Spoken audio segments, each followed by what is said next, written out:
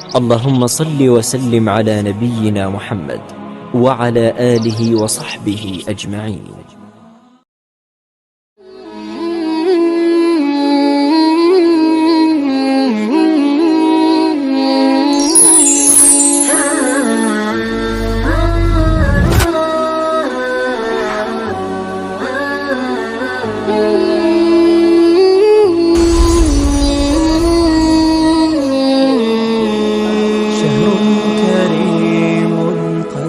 بسم اللہ الرحمن الرحیم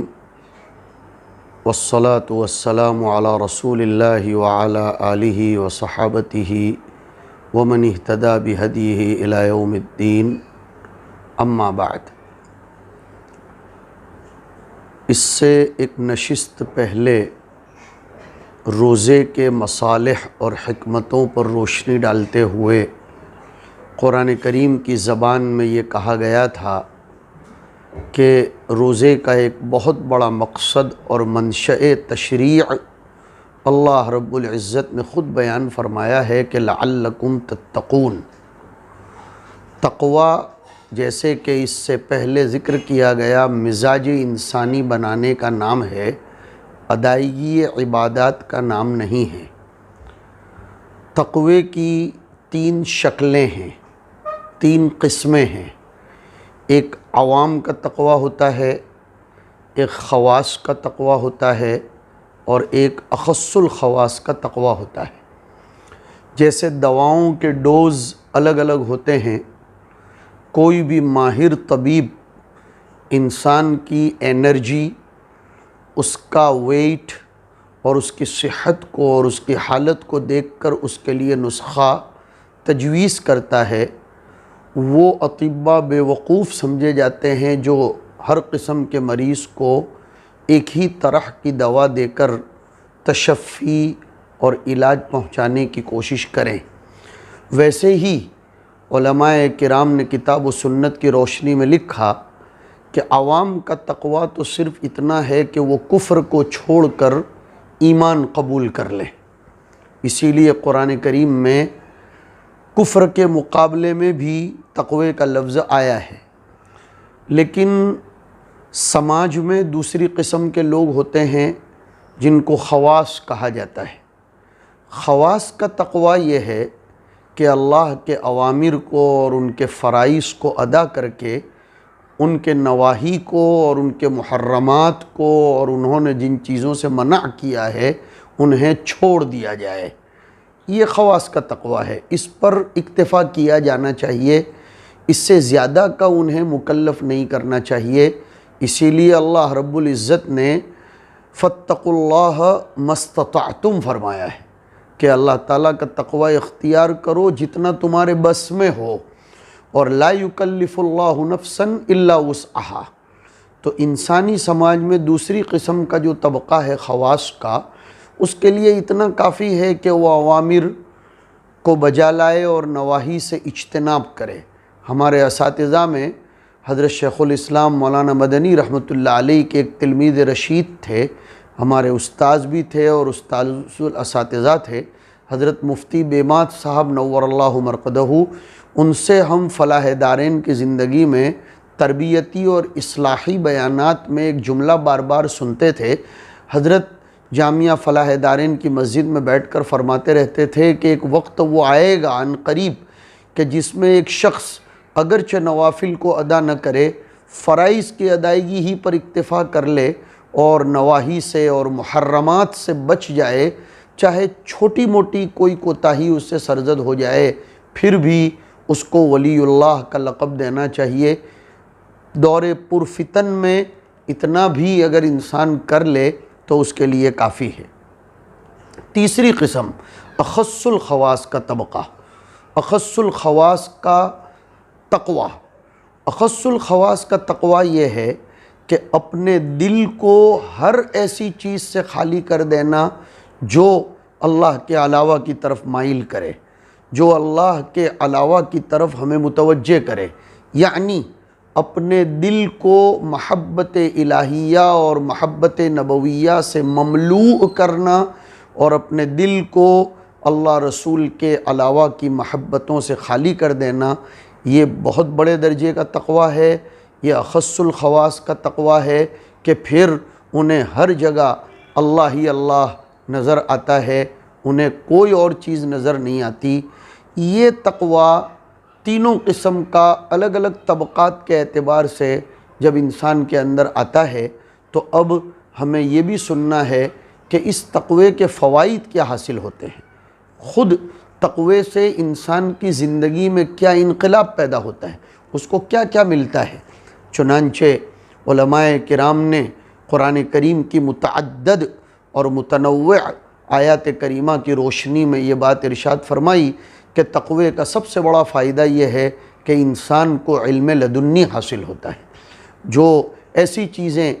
اس نے کتابوں میں نہ پڑھی ہوں، اللہ تعالیٰ اس کے قلب پر اس کا ورود ہوتا ہے اور اللہ تعالیٰ کی طرف سے اس پہ اوپر الہام ہوتا ہے۔ اسی لیے حضرت تھانوی رحمۃ اللہ علیہ سے کسی نے پوچھا تھا کہ ہم تو آپ کو مطالعہ کرتے ہوئے بہت کم دیکھتے ہیں، کتابیں پڑھتے ہوئے آپ بہت کم نظر آتے ہو۔ حضرت تھانوی رحمۃ اللہ علیہ نے فرمایا، ہم نے نقوش کم پڑھے ہیں لیکن نفوس بہت پڑھے ہیں۔ حضرت شیخ نور اللہ مرقدہ نے اس کو ایک دوسری تعبیر میں ارشاد فرمایا، ہم نے کتب چھوٹے کاف سے اور چھوٹی تا سے تو کم پڑھی ہیں لیکن ہم نے قطب بڑا قاف اور تا ان کو زیادہ دیکھا ہے، اور قطب کے پاس رہ کر، نفوس کے پاس رہ کر، انفاس قدسیہ کی صحبت میں رہ کر دل بنتا ہے اور وہ تقویٰ منتقل ہوتا ہے نسبتوں کی برکت سے، تو پھر اللہ تعالیٰ کی طرف سے الہامی علوم اس کو حاصل ہوتے ہیں۔ یہی بات ہے کہ ہمارے بڑے یہ کئی جلدوں میں کتابیں لکھ گئے اور پھر بھی نہیں تھکے، اور ان کی ایک ایک سطر چاہے انہوں نے شرح میں لکھی ہو لیکن وہ متن کی حیثیت رکھتی ہے، اور اس کے اوپر لوگوں نے کئی ضخیم جلدوں میں اور کتابوں میں کام کیا، اس لیے کہ ان کا وہ علم لدنی تھا۔ اللہ تعالیٰ اس کو یوں بیان فرماتے ہیں کہ وَاتَّقُوا اللَّهَ وَيُعَلِّمُكُمُ اللَّهُ، تقوی کے ساتھ یعلمکم اللہ کو جوڑا ہے۔ دوسرا فائدہ تقوی کا قرآن مجید کی روشنی میں کہا جا سکتا ہے، بہت بڑا فائدہ ہے، جس فائدے کے حاصل ہونے کے نتیجے میں انسان قوت ممیزہ پا لیتا ہے اور دیگر حیوانات سے الگ ہوتا ہے، وہ ہے اس کو قوت فرقان کا حاصل ہونا، قوت تمیز کا حاصل ہونا، خیر اور شر کے درمیان، حق اور باطل کے درمیان، صدق اور کذب کے درمیان، حلال اور حرام کے درمیان اس کو فرق کرنے کی طاقت کا میسر ہونا، یہ بہت بڑی نعمت ہے جو اللہ تعالیٰ تقوی کی بدولت نصیب فرماتے ہیں۔ فرمایا اللہ تعالیٰ نے سورہ انفال میں، یا ایھا الذین آمنوا ان تتقوا اللہ یجعل لکم فرقانا، کہ اگر تم تقوی اختیار کرو گے تو اللہ تعالیٰ تم کو قوت فرقان، جس کی تفسیر علماء نے فرمائی کہ قوت تمیز عنایت فرمائیں گے، اور جس شخص کو قوت تمیز حاصل ہو جاتی ہے تو پھر اس کا احساس اندر سے جاگتا ہے اور پھر وہ گناہوں کے کام کی طرف منتقل یا مائل نہیں ہوتا، اس کا دل اس کو اندر سے کھٹکا لگاتا ہے، اور جس کو قوت تمیز حاصل نہیں ہوتی، چاہے اس کے پاس کتنا ہی علم ہو لیکن وہ گناہوں سے بچتا نہیں ہے۔ حضور اکرم صلی اللہ علیہ وسلم اس قوت تمیز کو مانگا کرتے تھے کہ اللہم ارنا الحق حقا وارزقنا اتباعہ وارنا الباطل باطلا وارزقنا اجتنابہ۔ جب یہ قوت تمیز انسان کھو بیٹھتا ہے،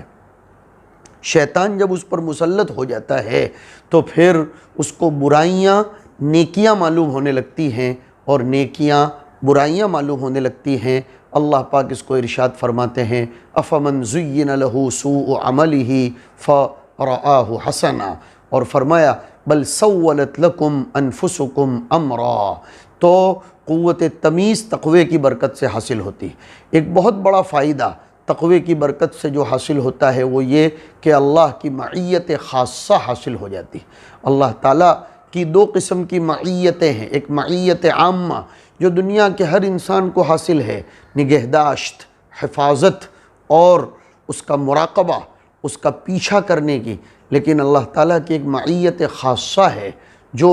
مدد، نصرت اور اس کے ہمہ جہتی شرور سے حفاظت کرنے اور ہمہ جہتی خیر اس کو بہم پہنچانے کے لیے ہوتی ہے۔ اس کو اللہ نے یوں بیان فرمایا، ان اللہ مع الذین اتقوا، اللہ تعالیٰ ان لوگوں کے ساتھ معیت خاصہ کی شکل میں ہے جو اللہ تعالیٰ سے ڈرتے ہیں، اس کا تقوی اختیار کرتے ہیں۔ ایک بہت بڑا فائدہ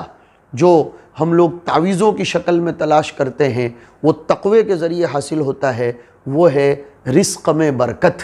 آسمان اور زمین کے خیرات اور برکات کے سرچشموں کا کھل جانا اور اس کا پھوٹ پھوٹ کر انسان کے لیے میسر ہونا۔ اس کو اللہ پاک نے یوں ارشاد فرمایا، وَلَوْ أَنَّ أَهْلَ الْقُرَىٰ آمَنُوا وَاتَّقَوْا لَفَتَحْنَا عَلَيْهِمْ بَرَكَاتٍ مِّنَ السَّمَاءِ وَالْأَرْضِ۔ بہت غور طلب آیت کریمہ ہے۔ وَلَوْ أَنَّ أَهْلَ الْقُرَىٰ صرف مکہ کو اور مدینہ کو خاص نہیں کیا گیا، بلکہ فرمایا روئے زمین کی جتنی بھی آبادیاں ہیں، تمام کی تمام آبادیوں کے لوگ آمنوا واتقوا، اگر ایمان لے آئیں اور تقوی پر آئیں، یعنی اللہ کے اوامر کا اس کو بجا لانے کا جذبہ پیدا کر کے اس کو بروئے کار لائیں اور اس کے نواہی سے بچیں، تو کتنی شاندار فائدے کی بات فرمائی گئی کہ لَفَتَحْنَا عَلَيْهِمْ بَرَكَاتٍ مِّنَ السَّمَاءِ وَالْأَرْضِ، ہم ان کے اوپر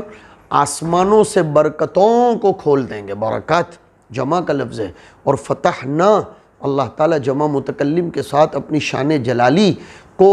ظاہر کرتے ہوئے ارشاد فرماتے ہیں کہ ہم آسمانوں کی اور زمینوں کی برکتوں کو ان کے لیے کھول دیں گے۔ آج انسان برکت کے لیے تعویذ مانگتا پھرتا ہے، برکت کے لیے دعائیں کرتا پھرتا ہے، برکت کے لیے لوگوں کے پاس نہ جانے کس قسم کی دعائیں اور کس قسم کے علاج تلاش کرتا ہے۔ اس آیت پر آئیے اور اپنے آپ کو تقوی پر لانے کی کوشش کیجئے۔ یہ تقوی روزوں کی برکت سے حاصل ہوتا ہے اور پھر اس کے نتیجے میں یہ تمام فوائد اور اس کے علاوہ بھی بہت سے فائدے ہیں وہ ہمیں حاصل ہوتے ہیں۔ ان کا استحضار کر کے روزے رکھنے چاہیے، اس لیے کہ آدمی کے سامنے جب منافع اور فوائد ہوتے ہیں تو پھر اس کو اس کام کے کرنے میں لطف ملتا ہے اور اس کی راہوں میں آنے والی تعب، تکان، حرارت، شدت جوع اور شدت عطش کو وہ بخوشی منظور کر لیتا ہے، قبول کر لیتا ہے، بلکہ اس کو پھر حلاوت حاصل ہوتی ہے۔ اللہ تعالی ہمیں اس کی حقیقت نصیب فرمائے۔ وصلی اللہ علی النبی الکریم برحمتک یا ارحم الراحمین۔ قد أطل شهر الصيام والعمل، أبشر